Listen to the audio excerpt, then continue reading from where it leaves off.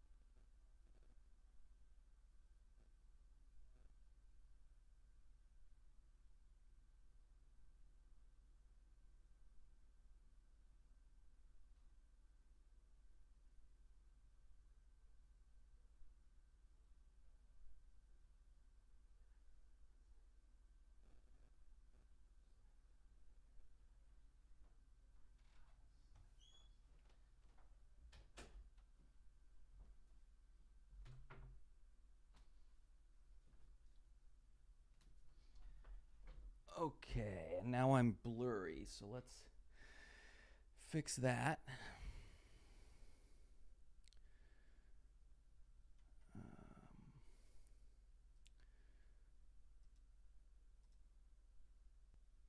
There we go. Okay, not blurry anymore.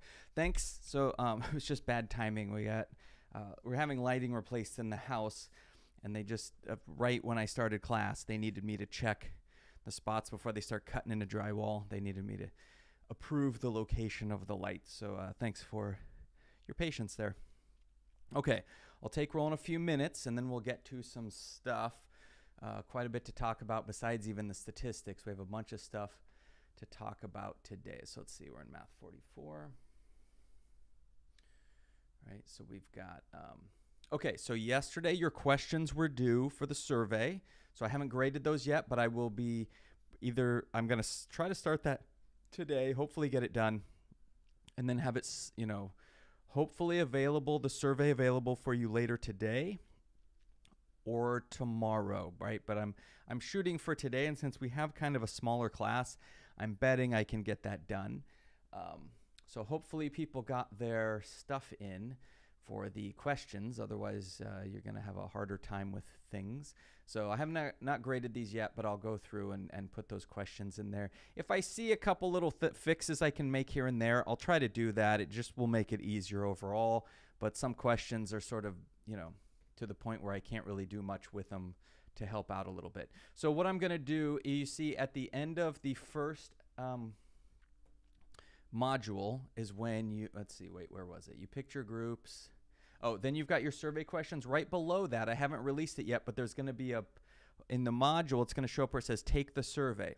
I will have all the information in there that you need. It's just a link into StatCrunch. It's a StatCrunch survey. So it's a link into StatCrunch. You're going to take the survey. Now, here's a problem that I run across. When I tell the class, okay, everyone go take the survey, like a third, maybe half the class does it.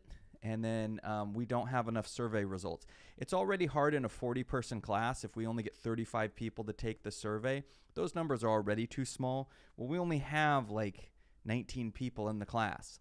So we really need every single person to take the survey. The smaller your sample size is, the harder this project's going to be for you to do. So it's one of these situations where you really want to help each other out because you're all also having to use the results. And the fewer results you have, the harder all this stuff's going to be. So I need you to take the survey, and this will actually be an assignment, what I need you to do, right? So I'll put this in there, but I don't want anyone to get confused because, this is worth points. After you take the survey, at the end of the survey, what you're going to do is take a picture or a screenshot or whatever it is that shows where it'll say, like, when you've completed the survey, it's going to say, like, thank you, Sarah, you have completed the survey, or, whatever. It says something like that. You take a screenshot of that and then send it to me. Okay, so, try to have it where it includes, like, your username on the screen or something, because otherwise, everyone could just share the same picture and submit it. So make sure it's got, like, identifies you in some way, and then saying, thank you for completing the survey, and then you're going to post that in here. And when I see that, I'll give you credit for taking the survey.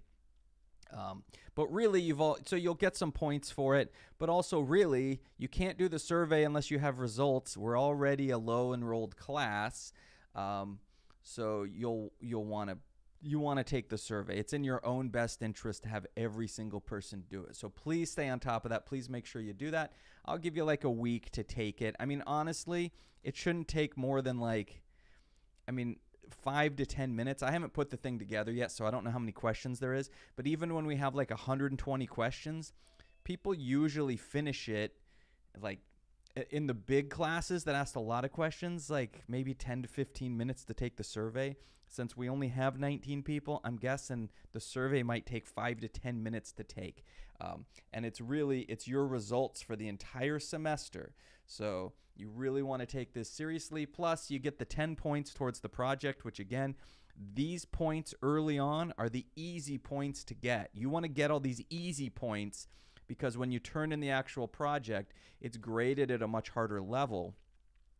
Those are harder points to get. So, like there's the whole phrase about low-hanging fruit. These are the low-hanging fruit. Make sure you get these points now because you're going to have a harder time getting them on that final grade, right? I'm not saying they're impossible or that I'm always looking to like break things down and take points away, but at that point, the expectation is higher because you, at that point, should have learned the material. Here, you're still kind of learning. It's still kind of sinking in. You're learning as you go, but hopefully you're learning things that when you go back in May to put your project together, you're like, oh, yeah, I could do this better. I could do this better. And then you end up with a better project, right? So keep that in mind. So make sure you're paying attention. Make sure you take the survey. We really need every one of you to take it. And then you'll have those results that you can have for the end of the semester. If you didn't, or for the project, if you didn't get your survey questions in, you're just going to have to use other people's survey questions. So you won't get your points. You've missed the chance to get those points, but you will have to work with a survey that you'll have to use other people's survey questions, which isn't preferable because they weren't really, the questions that you wanted to be studying. But we can do that way. Okay, so make sure you do that. I will post that. My goal is to get it posted today, but we'll kind of see how things go for time. But that's kind of my number one thing, because we don't have time to wait. I mean, I'm giving you a full week to take the survey, but like we got to move ahead, because as you can see, you all have to start doing your actual, pretty soon here, you need to start doing the actual project, and we can't move forward with that until we have the survey completed by everyone. Okay, so that's the first thing that we want to get done. Watch for that survey. I will post it later today. Okay, I guess we're far enough in. Let me take roll today. So let's see, what do we got?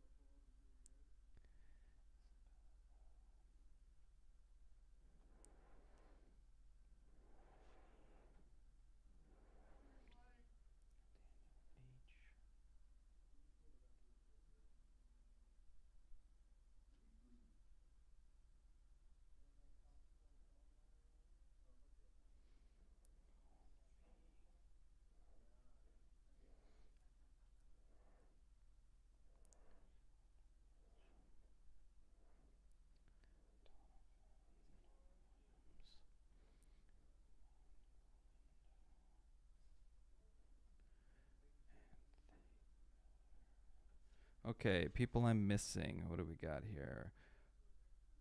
Jose A. Let's see. Jose A. Litzy E. Javon W. Luis L. Omar MR. And Flora R. Those are the people I missed. Oh, there we got Flora R. Okay. Flora R we got. Okay. Okay. Obviously, those people aren't here, but if someone comes in late, or if you come in late in the future, make sure you let me know that you're here so I can put that on the roll. Again, when I'm looking at the end of the semester, when I look at the cutoff for grades, sometimes there's like a group right around a cutoff, and I think like, does this group, should I lower this, or where should I put the cutoff for that, like a BC grade? Where should I put that cutoff? And sometimes I look close, and if there's a couple people right on the edge, and they did the homework, and they attended class, and they did all that, then sometimes I'll bump them up to the next one. But if I look and I go, should this person get bumped up? They didn't really show up to class, didn't really do as much of the homework, to really show engagement in the class, then those people don't get bumped up to the next level. And I'm not guaranteeing that I'll bump anybody up in any circumstance, right? I always reserve the right to do whatever. But I mean, if it's real close, sometimes you having done a large portion of the homework and showed up to class gets you a little bit of, it might boost you up to that next grade. Let's see. We got Litzy here. Okay, great. Okay, so to anyone who came late, just be aware that survey, I'm hoping to release it today, and then you all will take the survey, and then we will have our results by next week. So you just look below where you put your survey questions. Another thing's going to pop up there. See how it's not a green bar? I haven't released it yet because I haven't put it together yet, but that's where it's going to show up, and then I need you all to do that, okay? So that's thing number one that you need to know about. Thing number two, we are supposed to be back in class on the 14th. I believe that's a week from today. So sorry, all my classes are different modalities. This is an on-ground class, so we'll be meeting. This will go back to on-ground. Now, we'll still be using Canvas, and you'll still be doing the homework out of Canvas, but at that point, it will be considered an online class. My classes will not be streaming, right? So you won't be able to miss class and then just go, I'm just going to watch the video. There won't be a video, right? Because I'm not sitting at home in my streaming studio sort of. I won't have that. I'll be in the classroom actually teaching the course, which means you need to be in classroom learning the course, right? So you have to make sure you're all ready to do that. Saying like, oh, well, I couldn't get on campus today.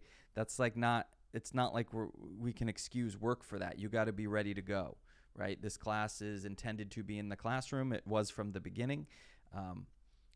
So you have to be ready to do that. That means having your vaccine stuff submitted to the school. I did get a good question today about the booster. The school has not at this time said that you have to have your booster taken care of. They have what they're considering the vaccine is the first 2 shots. Okay. I believe in the future they will be adding a booster requirement, but I don't think they wanted to do that yet. They just wanted to make sure we get people the first 2 shots and ready to go. And it's not enough to just have the first 2 shots. If you show up to campus and go, oh no, I got the 2 shots, people are going to say, well, can you get through screening? Well, no, I didn't submit my stuff, but I have the 2 shots. That's not going to work, right? Because anyone can say they got the 2 shots. That's the reason you have to submit through the VC app. There's a little part, it's easy. Like you just tap it and then it says like, do you want to take a photo? And you just take a photo of your vaccine card. And then like, as long as you're not doing it the morning of our class, then you should be good to go because they should get approved. If you wait till the morning of and you're in the parking lot and you're like, oh, I'm going to upload this, it could be hours before it gets verified. I don't know how they're going to handle it on that first day. Could be hours before you get verified, which means you're not coming to class, right? And I'm serious when I say, first of all, I agree with this rule, but also I am required, if you do not have a wristband, you have to leave. I mean, it's the same thing too. If I'm seen walking around campus without a wristband, I'll be told I have to leave. Right? So certainly if I have to leave, then the same thing's going to hold for students, right? So just be aware, like, and I'm sure 99% of you don't have to be told this, but, you know, because the vaccine and everything has been so politicized, we've already seen some weird interactions involving this kind of stuff, and I just don't really want to deal with that in the classroom. It's not a decision I get to make. So if you don't like the rule, go to a board meeting and talk to the board, talk to them. I can't let you in the classroom even if I thought it was a good idea, which I don't, if you don't have a wristband, but even if I did, it's not my call. So I'm not the one to have a weird interaction with about it, okay? You want to go up to the, you know, to the higher, what do they call it, the higher pay level or whatever, where the people make the big decisions, right? So make sure you're ready to go with that. We will be in the classroom. We are in a classroom. Actually, we're in a great classroom. It's a massive classroom. It's going to feel like there's a handful of us in there because it's so big. I will be opening the windows to make sure we're well ventilated. And that's one of the things about, you know, COVID. Well ventilated rooms are not quite as good as outside, but they're much better than non-ventilated rooms as far as spreading the virus around. So I will be opening windows so that we can get some ventilation in there. So, you know, like, they're saying later this week we might be setting heat records, but I don't know what next week looks like. But if it looks like it might be a cold day, bring a whatever, a sweatshirt or a hoodie or whatever you like to throw on. So just kind of be aware of that. I will be ventilating the classroom so that we get some hopefully a little bit of breeze coming in and some fresh air, sort of dilute the whatever people are exhaling in the room. So just be aware of that. And then, yeah, the expectation at that point will be that we are in the classroom. Canvas will still help you a lot. You're still, like, Canvas is still going to look like it does now, and you're still expected to do those assignments. It's just that you can't go to YouTube and catch up on a day that you missed because there won't be a video from that day. So make sure you're getting that taken care of. Right. So there's that. So the first thing is taking the survey that I should have up later today. Number 2, getting yourself ready to be able to enter campus. That is having your vaccine card. First of all, having the 2 shots, having it uploaded to the app in a reasonable amount of time, i.e. now. Just do it now, right? Why wait? Just do it now.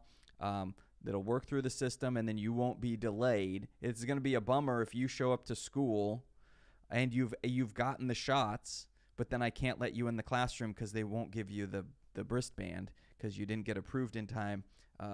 That will kind of be lame, right? So take care of it now, and then we'll hopefully not have any issues with that.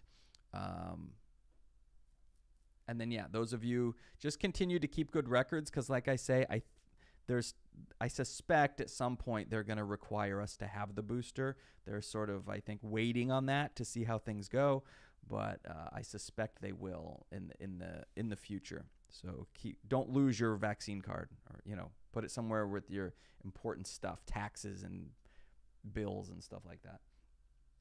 Okay, so those two things, and then what was the other thing? Oh, and then there's a question about the homework. So I wanted to go over that because I'm sure there's more than just this one person who had this question, because it comes up sometimes. Sometimes when you're doing problems in this class from the homework, like you've just learned a bunch of stuff, and when you're new to it, you're kind of like, I wonder which thing that I just learned applies to this, right? It's kind of tricky sometimes to line them up. And then once you've done a few, you're like, oh, I totally understand how to do this problem. But then you can be confused before that, okay?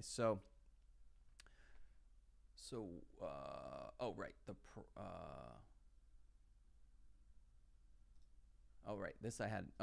I had this up for my other class, not for this one. So we don't need to look at the calendar.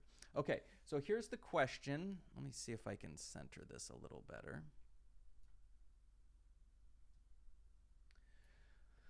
The weight of an organ in adult males has a bell-shaped distribution with a mean of 325 grams and a standard deviation of 40 grams. So they've even given you the mean and the standard deviation in that problem. So you want to notice that kind of stuff when you're reading the problem. Okay, I have the mean, I have the standard deviation. Okay, that's going to help you figure out what kind of tools you can use.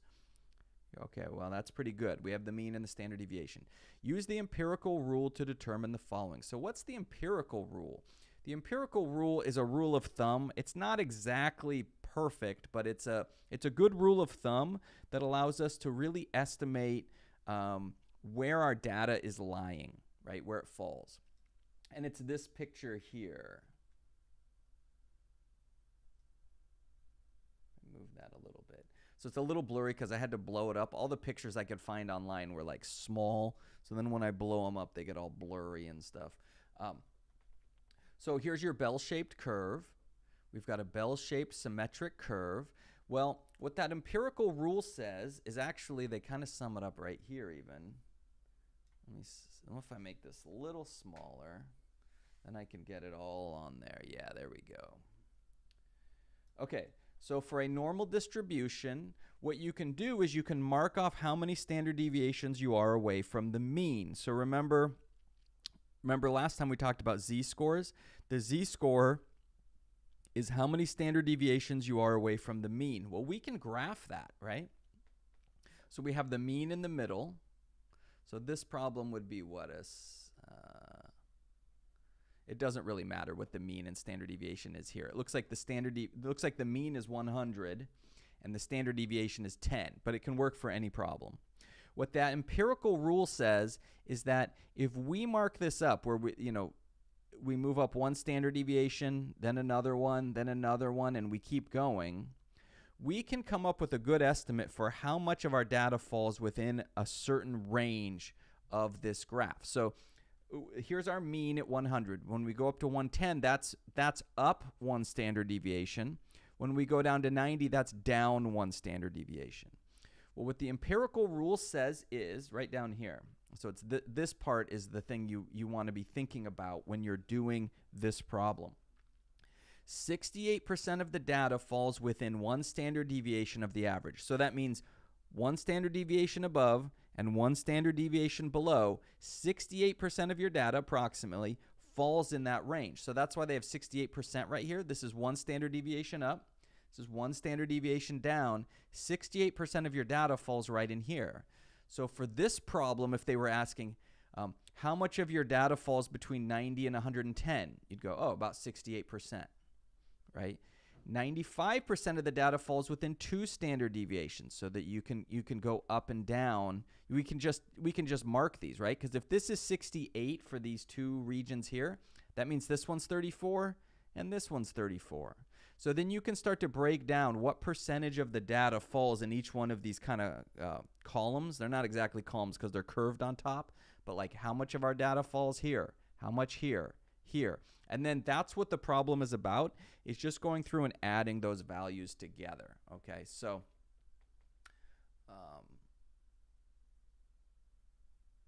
Right. So that's what they want you to do here. So let me show you. And remember, I see a lot of students, I think, forget this stuff at the bottom, and it's totally fine to email me. But also a lot of times you can answer your question with the stuff at the bottom. Like there's the help me solve this and then get more help. Really get comfortable with those, because honestly, like I would say probably 50% of the email questions I get, you could have answered for yourself immediately just in one of these two. Right? Like the get more help. How do I do this in StatCrunch? We'll look right here, get more help, StatCrunch, and then it'll open it in StatCrunch. You've got view an example. So you can look at the example and go, oh, I remember that graph from the lesson. That's what they want me to use. They want me to use that one thing, and then you'll know what to do, right? So, and I know sometimes it's still confusing. So again, don't be afraid to email me, but a lot of time, but you have to wait, right? If you email me, I probably see it the next day, and then I respond maybe at the end of the day, and then, you had to wait a long time to get help. If you go in here, you can get help right away. So let's just kind of work through what this is. So here's a similar but slightly different problem. Oh wait, that's the help me. Well, this one's probably okay. We can go through this one as well.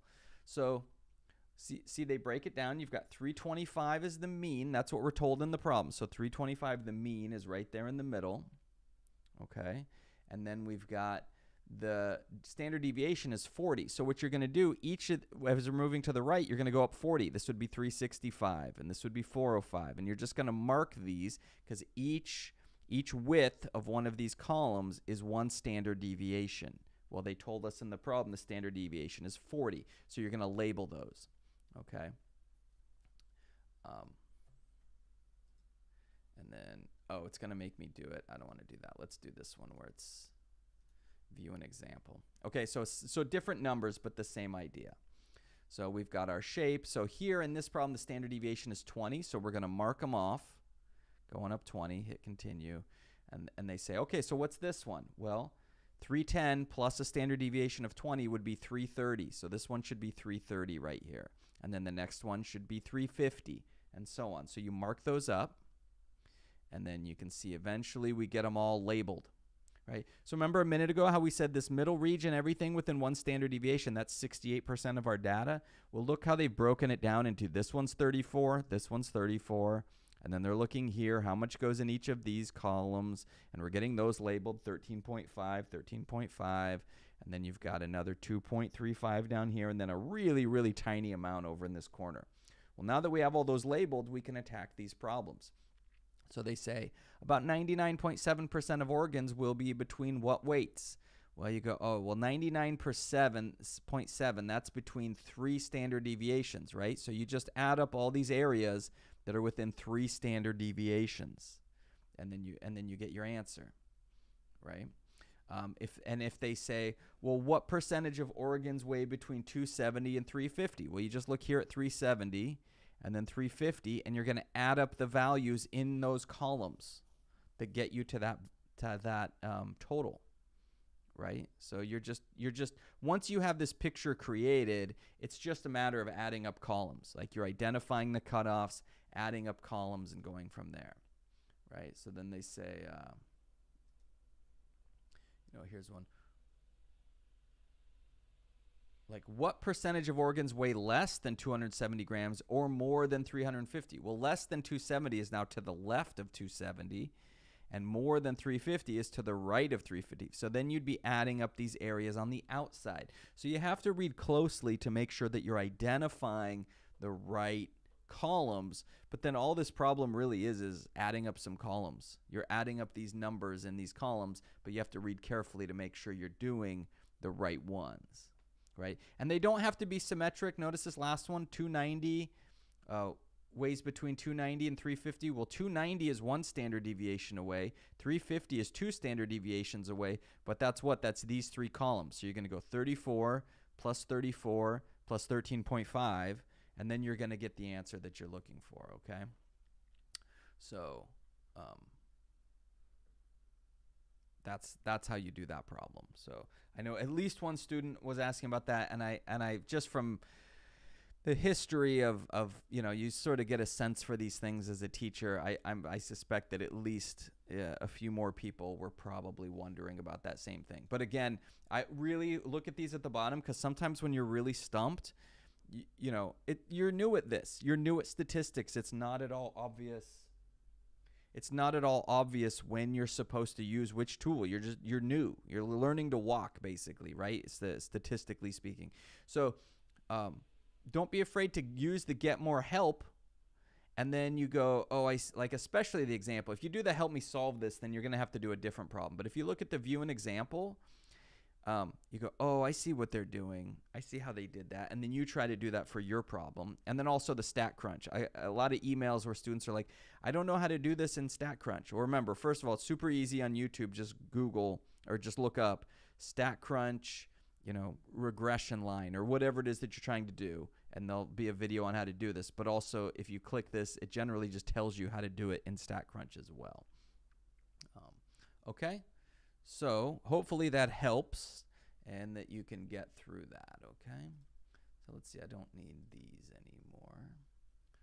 Okay, with that said, was there something else I was going to mention?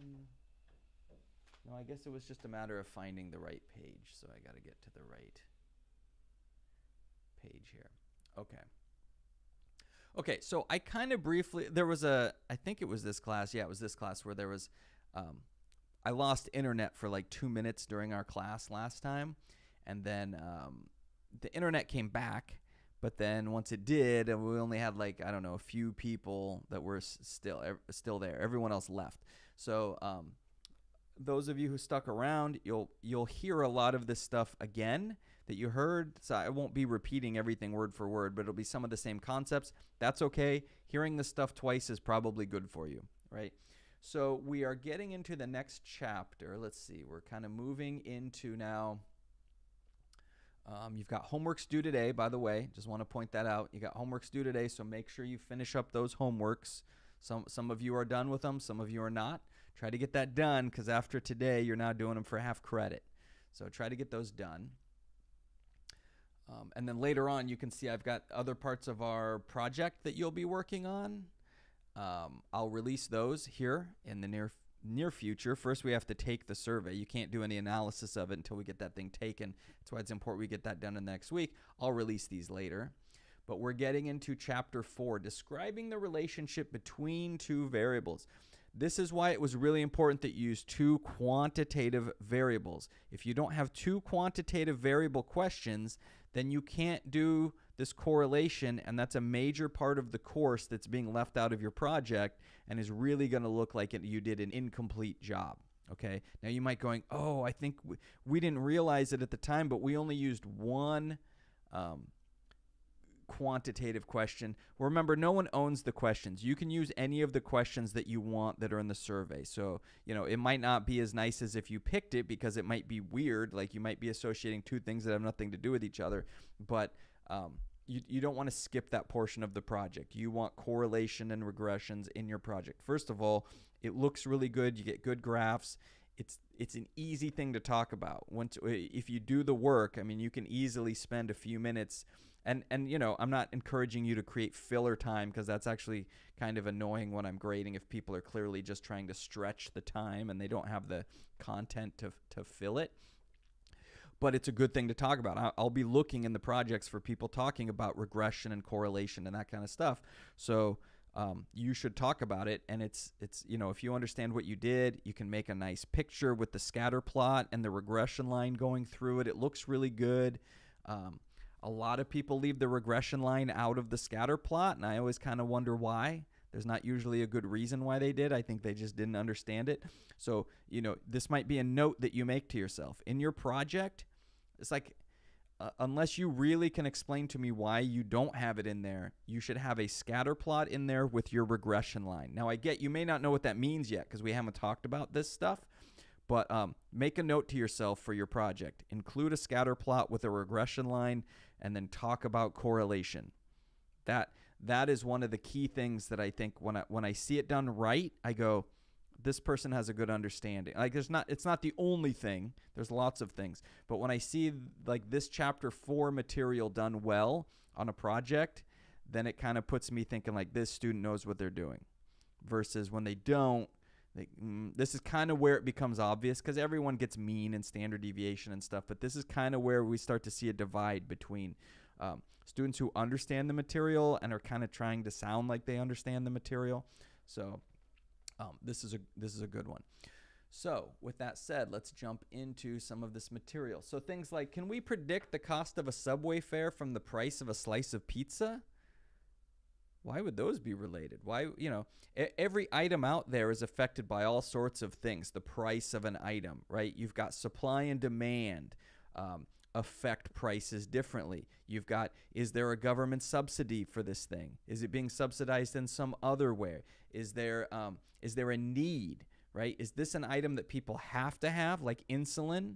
No one buys insulin because they just like insulin. People buy insulin because they have a medical need for insulin, right? So there's all sorts of things that affect the price. Do we have a regulated industry or do we have an unregulated industry? Like insulin's a good example. Insulin costs, what is it? Like $7 to make, and it sometimes sells for $700 to people. Which, we don't want to get into the conversation about whether that is ethical or not.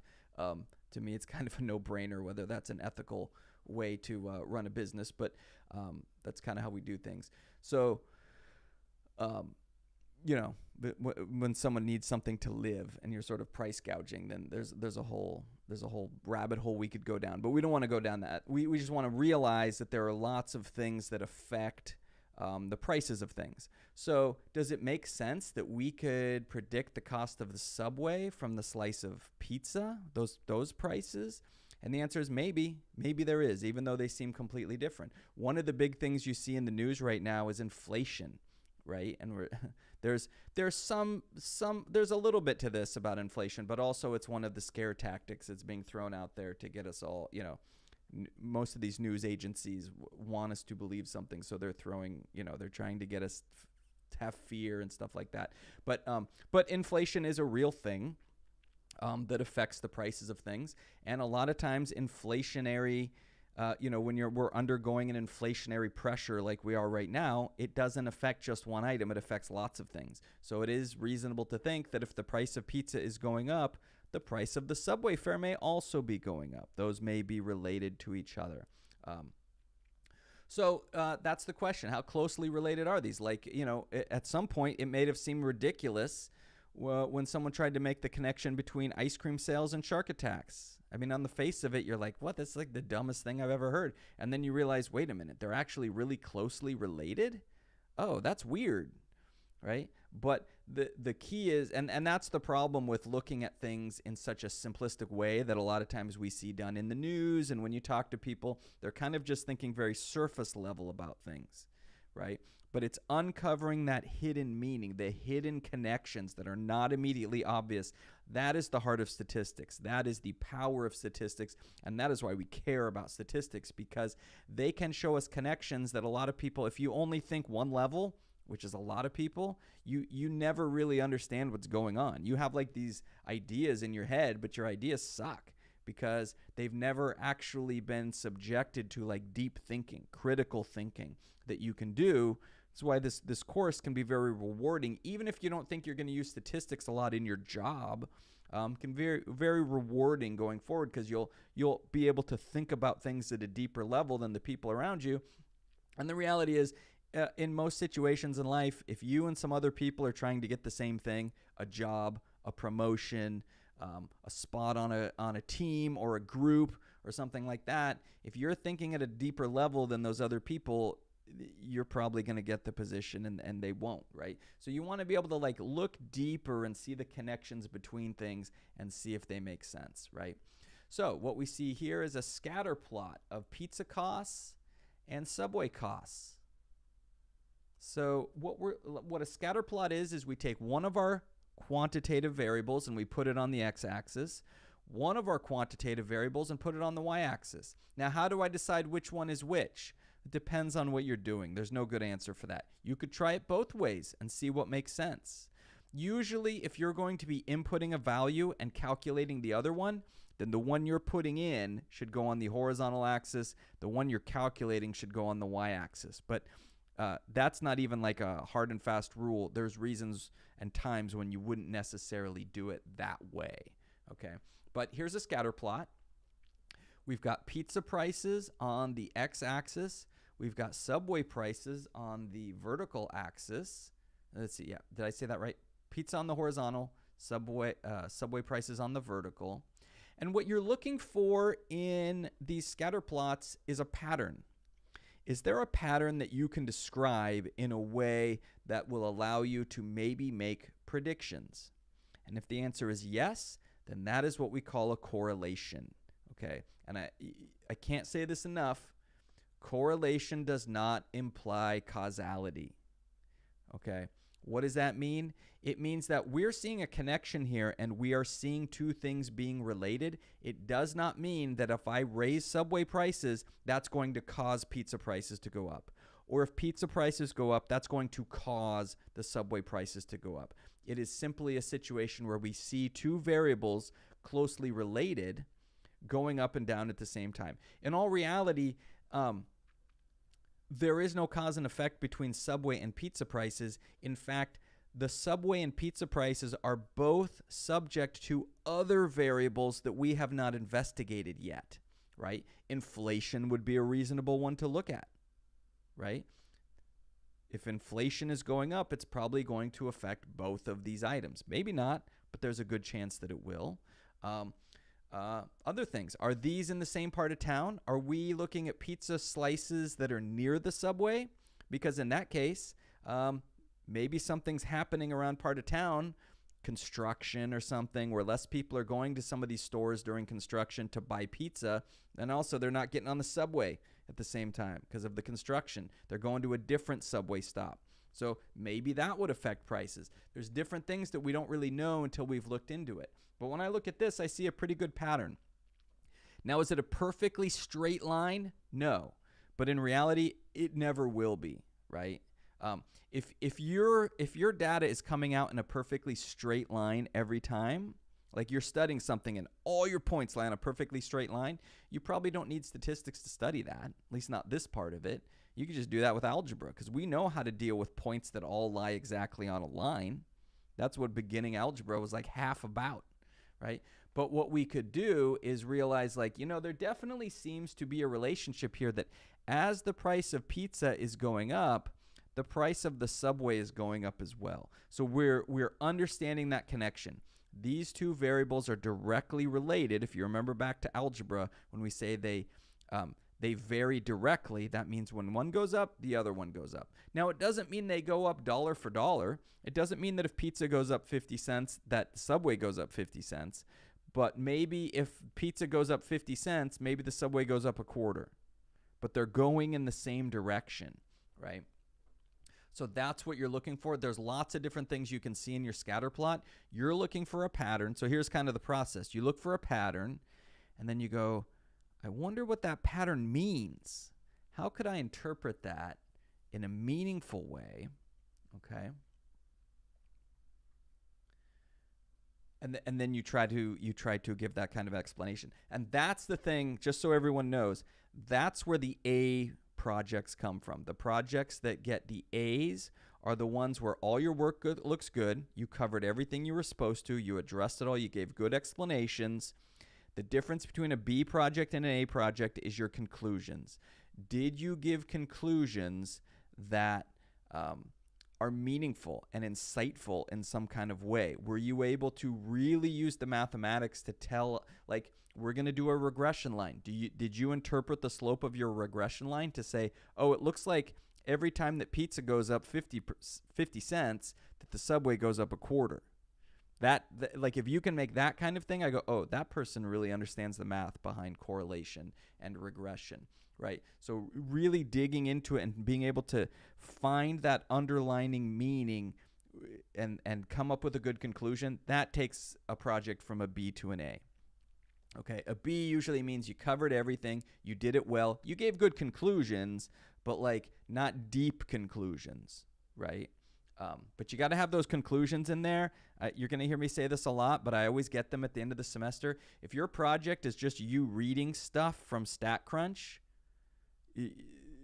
you're not going to get a passing grade on the project, right? You can't just read stuff because that doesn't show that you know anything. It shows that you know how to read, and this is not a reading class, right? You have to be able to make sense of it, interpret it, do something useful with it. So correlation exists between two variables when the values of one variable are somehow associated with the values of the other variable. Now, we just did an example where the two variables went up together. They could be inversely related, right? It could be that as the price of maybe we're a company. As the price of our product goes up, the number of units we sell goes down. Now, those are very closely related, and you might even be able to make some kind of, not in statistics class, but in other classes, you might be able to draw some kind of cause and effect. But you still would say there's a very strong correlation between those, because that generally happens in business. As price goes up, less people buy it, right?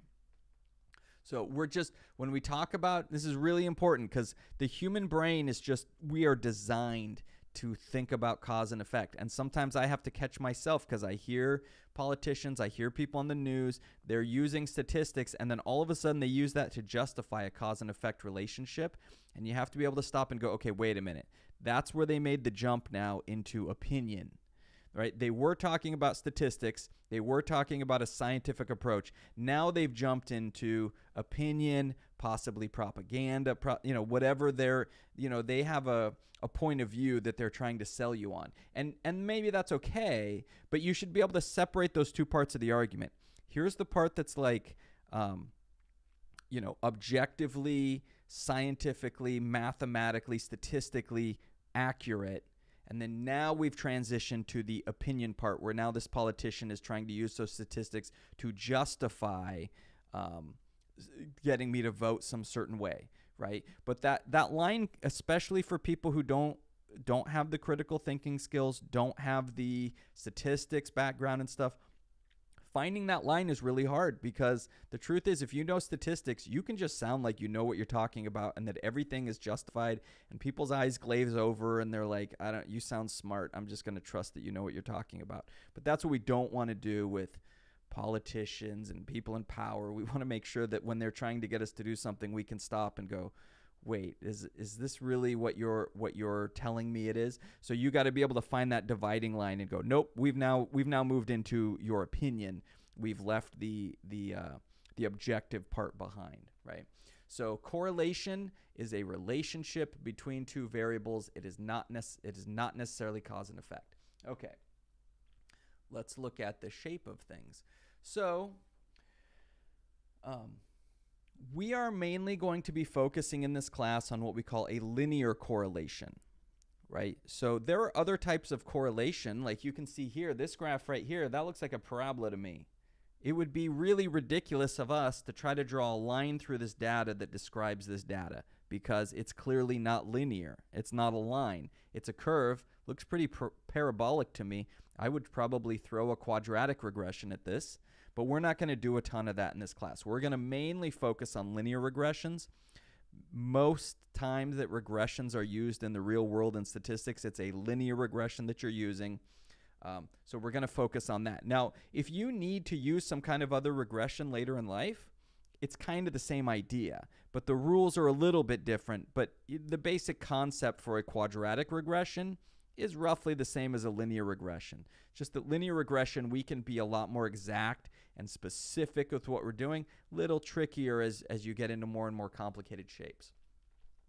So for starters, let's look at these two graphs right here. Maybe I can even blow this up a little. Okay, so we've got two scatter plots right here. What you want to do is find the pattern, and what you want to start doing is mentally imagine, if I was going to draw a line through this data that I said represented the data, where would I draw it? And in this place, it's pretty clear. I would start up here and then draw down and then down to there. It's basically what it would look like. We all might come up with a slightly different line, but it seems pretty clear that your line's going to do this, right? If you came in and said, oh, I think my line should be going like this, I'd be like, what are you talking about? Like that's not the pattern at all. But we could all more or less get a line somewhere in here, right? Just by eyeballing it. And even over here, we could say, well, I could draw a line through here. It's still pretty clear where the line should go, more or less, but it's not quite as tight as over here, right? Over here, our data is really tight. Here we have a similar thing. We can draw a line through this, but it's a lot looser. It's a lot like our data is not just packed as tightly together. So what that means is we have a stronger correlation over here than we have over here. So here we would say these variables are really closely tied together. When one changes, you're going to see an immediate change in the other. Whereas over here, it's like, well, there's a lot of variability, right? Maybe this one here is like shoe size versus height. So in general, and we'll even just limit this to males, so we don't have to worry about like size difference between males and females. Let's just say, hypothetically, this is males, shoe size versus height, okay? So in general, an individual with a larger shoe size will tend to be taller, right? That's just an overall behavior, but it's not a real tight correlation, right? Which is like, for instance, I have a bigger shoe size than many people I know, but I'm like average height. I'm like right where they say the average is. So average height, but I tend to have bigger feet than people who maybe are even an inch or two taller than me. I oftentimes have bigger feet than they do. So it doesn't mean that, okay, this person's 1 inch taller, they definitely are one size a bigger shoe size. It's not quite that tight of a correlation, but if you lined everyone up by shoe size, what you would see is an overall behavior where as you move to the right, overall people are getting taller, but there would be times where the height ducks back down again, right? So it's not perfect. It's not a perfect relationship, but by and large, you'd see people getting taller as you move to the right, okay?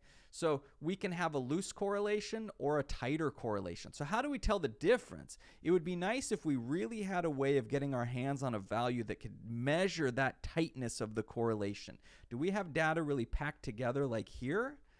Or is it, the correlation's still there, but it's a little looser. And, the more spread out this data is, the less we should be trusting it, okay? And then you get into situations like these. Well, this one, as I mentioned, this is clearly, we see a very strong pattern here, but it's not a linear pattern.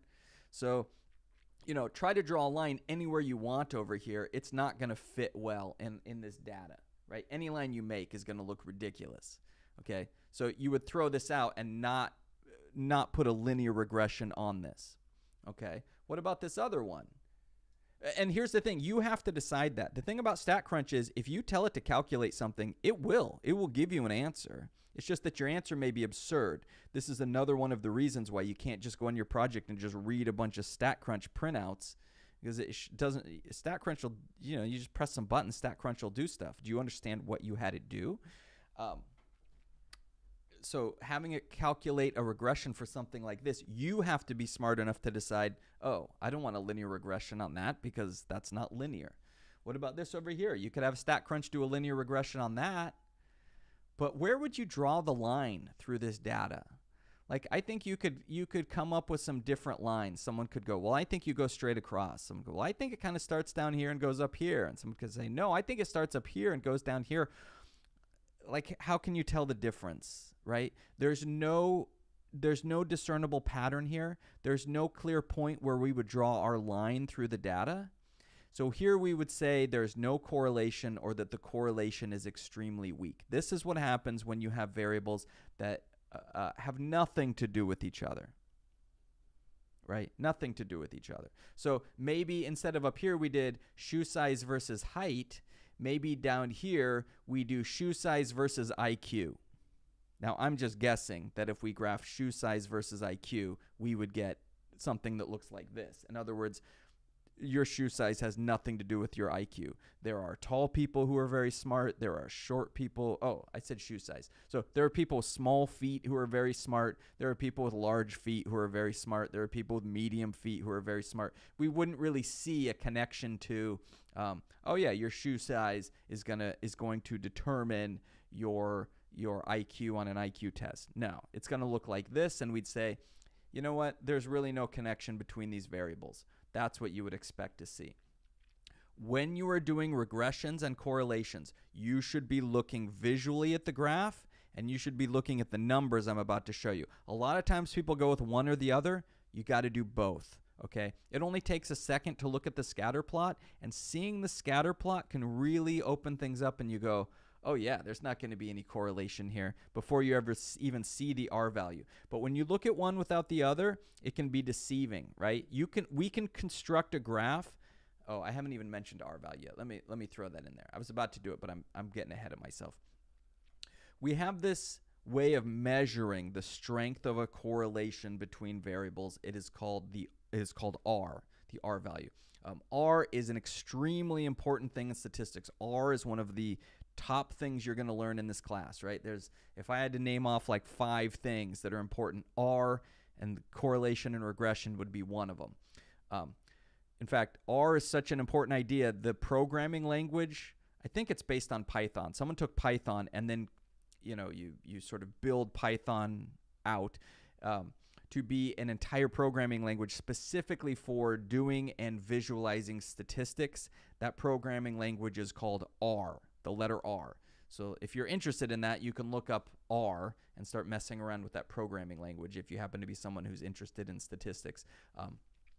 But that R is a measurement of how strong our correlation is. So I can look at this graph and kind of get an idea. I'm like, that's a pretty strong correlation. That's pretty good. We have a pretty nice tight grouping of our data.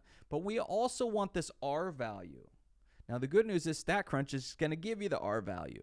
So you don't even have to calculate it. But you have to look it up, and you have to also look at the graph. So there should be a pattern in here. Let me see. I mean, there should be a little diagram. Where did it go? This is a different version of this book than I'm used to looking at, so it's in a little different order, but they should be. Here we go. This is kind of a loose way of thinking about it. So your R values will vary between -1 and +1. You cannot have an R value bigger than 1. You cannot have an R value smaller than -1. Okay, so think of it as a spectrum. The spectrum goes from -1 to +1. And you might go, well, which one is the one with the strong correlation? The answer is both ends, which seems weird. So actually, 0, the closer you are to 0, so if you get an R value near 0, then that indicates no correlation. Now, these cutoff points right here, I just want to tell you, those are not golden rules in statistics. They are general rule cutoffs. So if you want to talk about a correlation and you get a R value of 0.810, it doesn't mean you're off limits from talking about the correlation. It just means you have a pretty weak correlation right there. And the same on this side. So don't put too much faith in these cutoffs. They're just helpful cutoffs for realizing once I get in this middle zone, the correlation's getting pretty weak. So as you go towards 1, you get a strong correlation. And as you go to -1, you get a strong correlation. You might think, why are there 2 ends? Why do we have a scale with 2 different ends? Over here, this is what we call a positive correlation. That is where your variables are going in the same direction. So, shoe size and height, although that's going to be a little bit of a weaker correlation, the variables are going the same direction in general. As the shoe size goes up, people's height goes up. Not exactly, not perfectly, but they're going the same direction. So as that correlation gets stronger, but the variables are going the same direction, you're getting close to 1.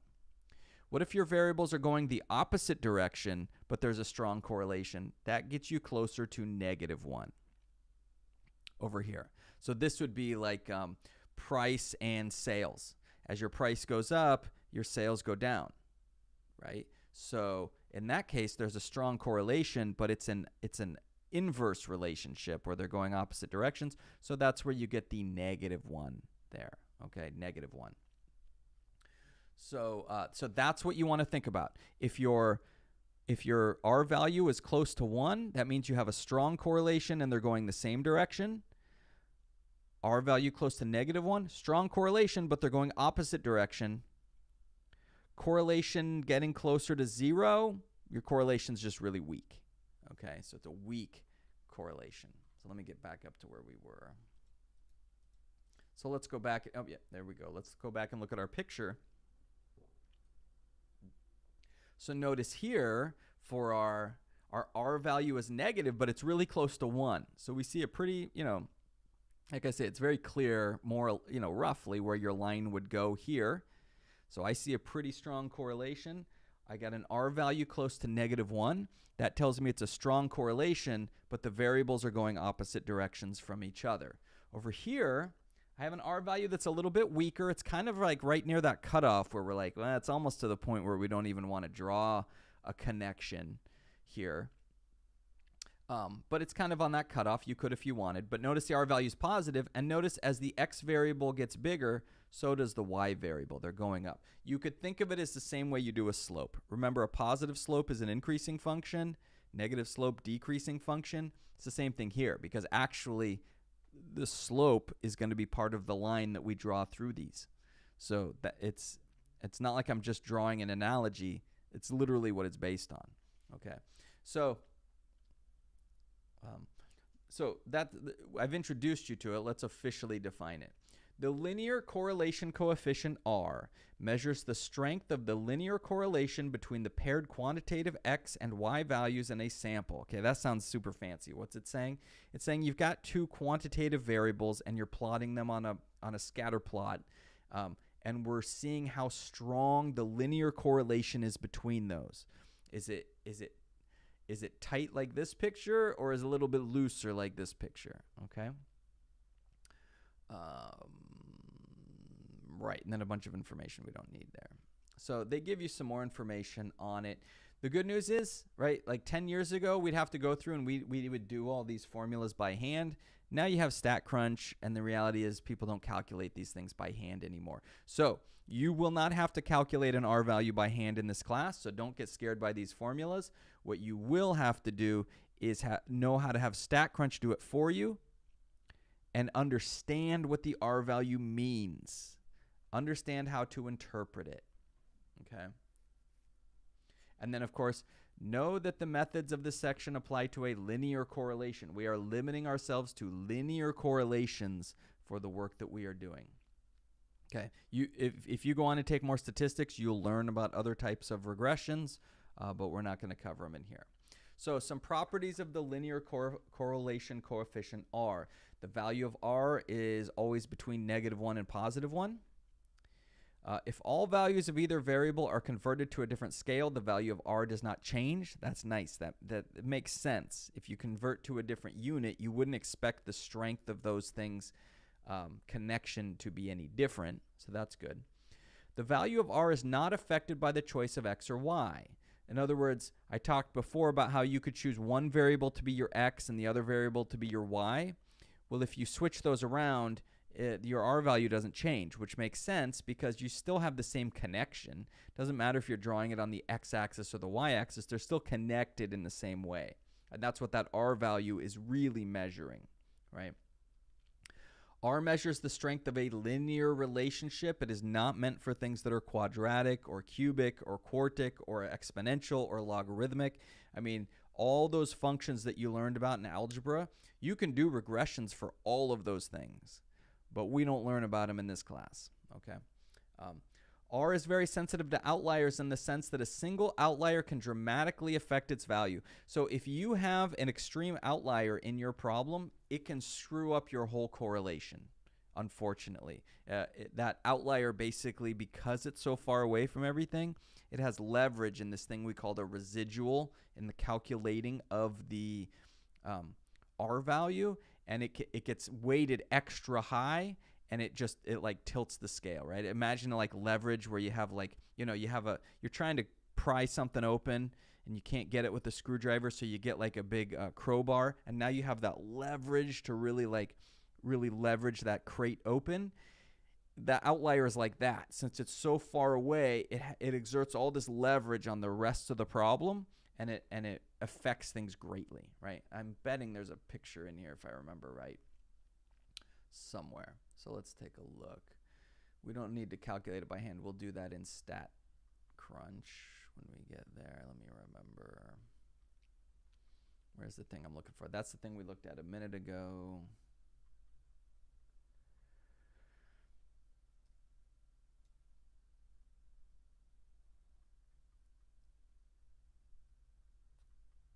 Oh, I must be thinking of a newer version that has a picture in it. that I wanted to show.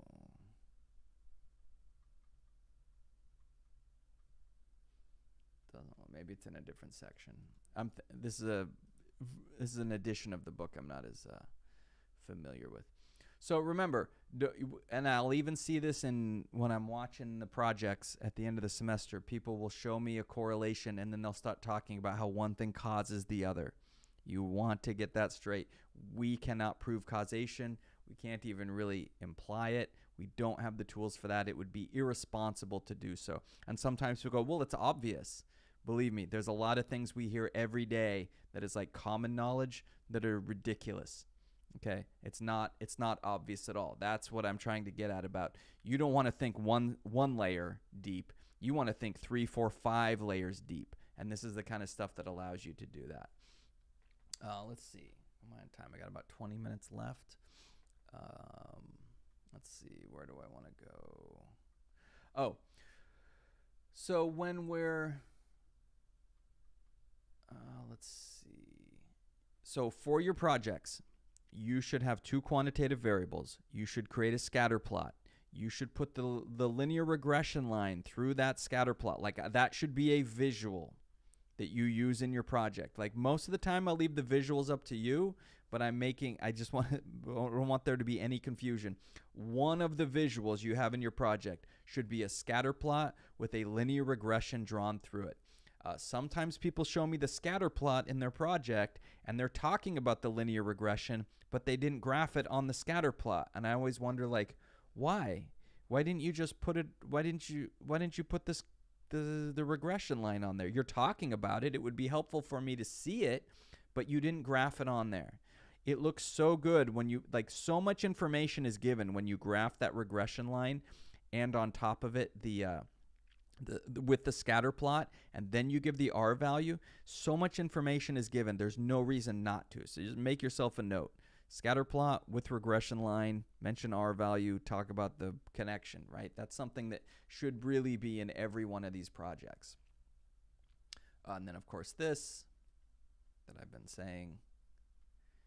Correlation does not imply causality. It is so hard for people to get used to thinking that way.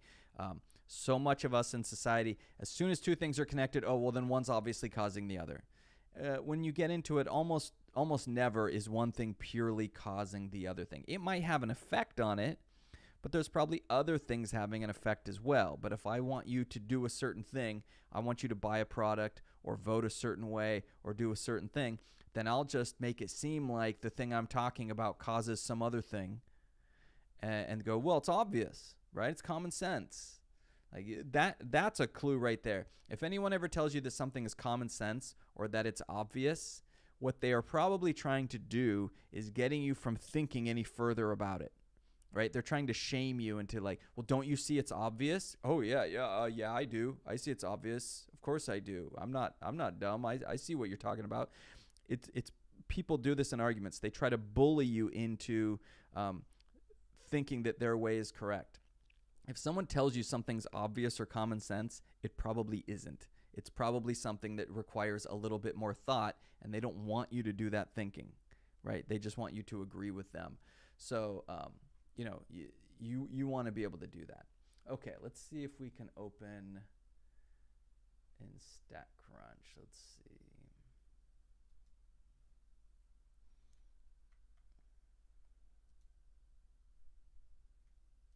Oh, I got logged out. Okay, so let's go StatCrunch. Oops, that's not the one I want. Wait, sometimes it doesn't work from my window here.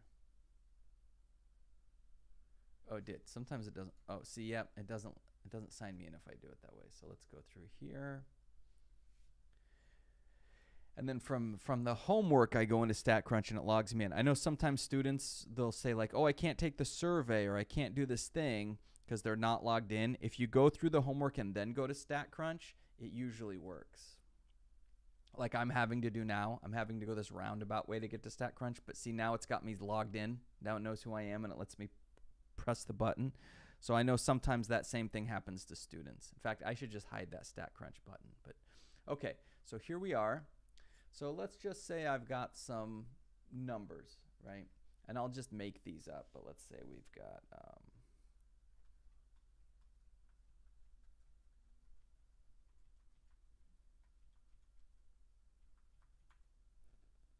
okay, that should be good. And then from here we'll go like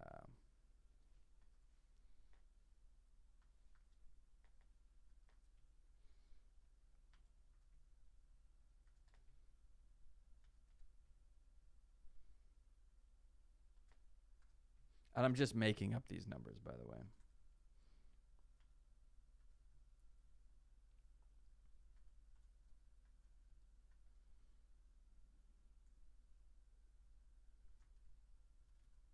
Oops, that'd be too high.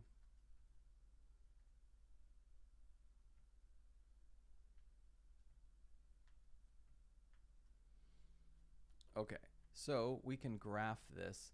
Now this is one I always have to find this. You can make just a scatter plot, and I'm not telling you can't just use scatter plots on the project. You can, but really you want to have a point where you have a scatter plot with a regression, right? That's like it really makes it look nice when you're talking about the regression. If you want to have another version with just your scatter plot, go ahead. That's fine. So we take this, it says, what's your x variable? So, you know, you pick them. var4, this one's var5, and then you can pick your other options. Remember, every visual you use on the project should be well labeled. So when you go down here, x-axis, y-axis, title, those should have something there that is meaningful, gives a full explanation of what you're talking about, and include the units in the problem, okay? Let's try it from here. And then you have other options you can fool around with. But let's compute it, and we see here, it's kind of hard from some of these pictures to tell what the regression line is going to look like, but we see a scatter plot, and there is somewhat of an overall behavior. It doesn't look like a real tight correlation, but it looks to me like as variable 4, as variable 4 increases along the horizontal axis, variable 5 increases along the y-axis. They're kind of going up together. Not a real tight association like we saw with that one graph, but kind of a looser one like we saw. Okay, so there's my scatter plot. So what if I want the scatter plot with the linear regression at the same time? So I think it's in here. If I go data, I might have to look it up. I kind of wasn't thinking I was going to do this today, so I didn't look it up, but I think, where is it?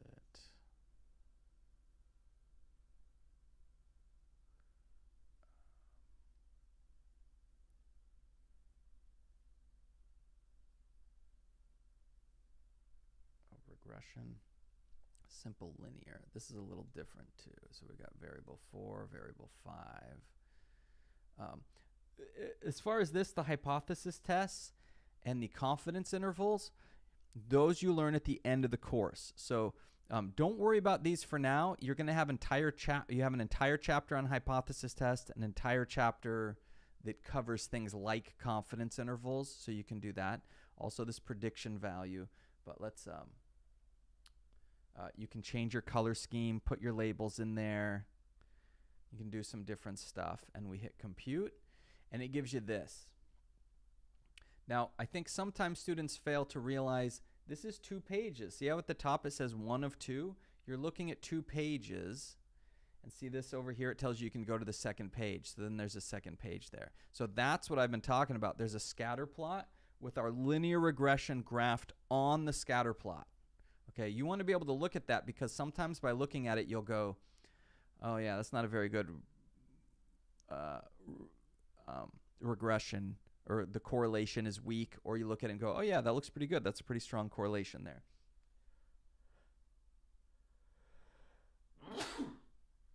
Excuse me.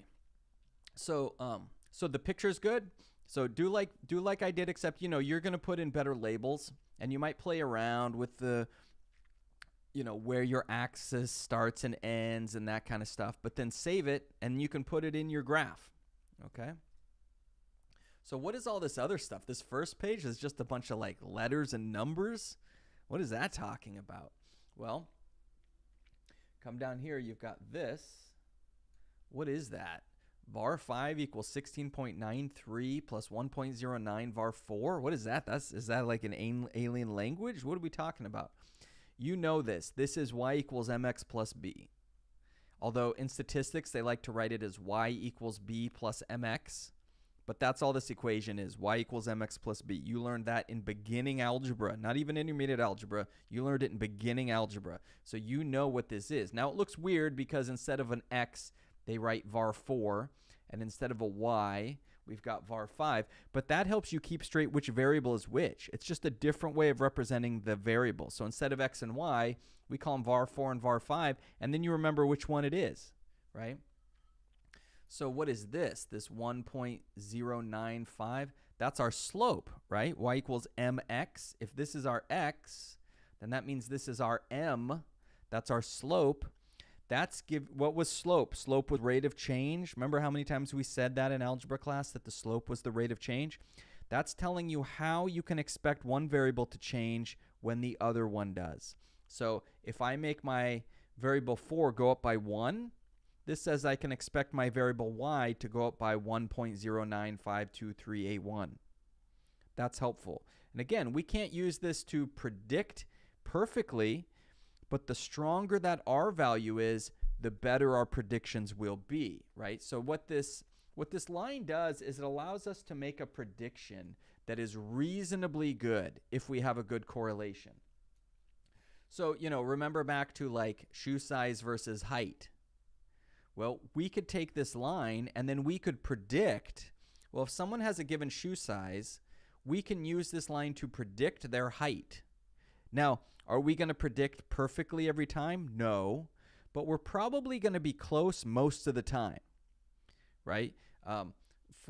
If we get a bunch of people that show up and say, oh, I wear shoe size 10, and we say, okay, we think that means that you have a height between this many inches and this many inches, we'll probably be right a large amount of the time, right? We can't perfectly guess every single person's shoe size, but we can come up with a good estimate of where that is. And the tighter this association is, that means the closer we can pinpoint that person's height from their shoe size. Like I said, with shoe size and height, it's a very weak correlation. But if it was something that was quite a bit stronger, your predictions become that much more accurate, okay? So I don't know. I look at this. I'm looking at the graph and going, that seems like a reasonable linear regression. It goes through our data pretty well, but we do have these data points that are kind of off the side there.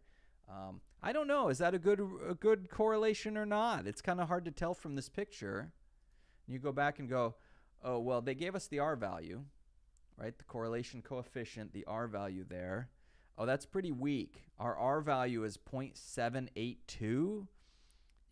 There's a little bit of a correlation there. One of these things affects the other, but that's a pretty weak correlation. If you think of that spectrum that we showed a little while ago, going from -1 to +1, that's pretty,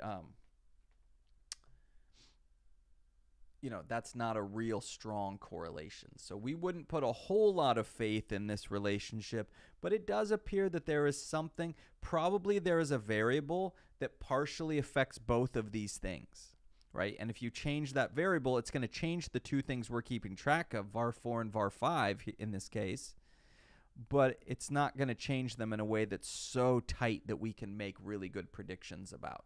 So you're getting the equation for your linear regression. If you want to rewrite this as y equals mx plus b, go ahead. Just keep in mind, like when you're doing your project, your variable, you probably want to rename that to the thing you're actually working on, right? Because then it's easier to keep track of. Instead of calling it var4, why don't you call it hours worked? Like maybe you ask students, how many hours do you work per week? Then you might name this variable. You would just rename the column and it takes care of the variable. You would rename the column hours worked. And then you would maybe rename this variable over here, hours studied, that you're studying or whatever. Also gives you the sample size. And then this we'll get into later with the parameter estimates. We don't have to worry about that too much now. But we've got the... let's not worry about those too much. Let's go back into options though, because remember I said we can use the graph, we can use that linear regression to make a prediction for us. Well, let's predict one. So prediction of y. Let's come up with a y value of 5.5. We don't have any data values that are 5.5, but I want to predict what the y value is going to be if I have an x value of 5.5. Let's do it. Notice now it gives me, with all this information, it now gives us the predicted value and says, well, for an x value of 5.5, we predict the y value is going to be about 22.9. You go, what's all this other stuff? These are confidence intervals that you'll learn about later. This says that we can be 95% confident that the y value is between 22.045 and 23.875. But our prediction, so that's why I was saying, like, we can come up with a range. You tell me, oh, I have a shoe size of 10. Okay, we predict that your height is between this value and this value. That's what you're going to be doing later in this semester. For now, we're just coming up with a really loose prediction of the actual y value, and it'll be this one right here, which will actually fall in the middle of this interval over here. Okay, but we can use that to predict values, which can be very helpful. So you're going to be doing that. Now, what was this bit about outliers? Let's make ourselves an outlier. Let's make one that, say, is 10. No, let's make this like 20.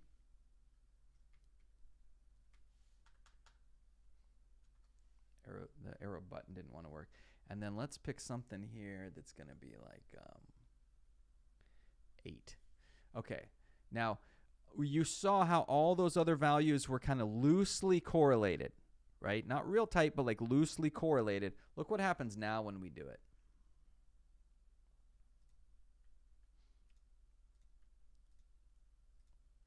If I picked a good value here, let's see.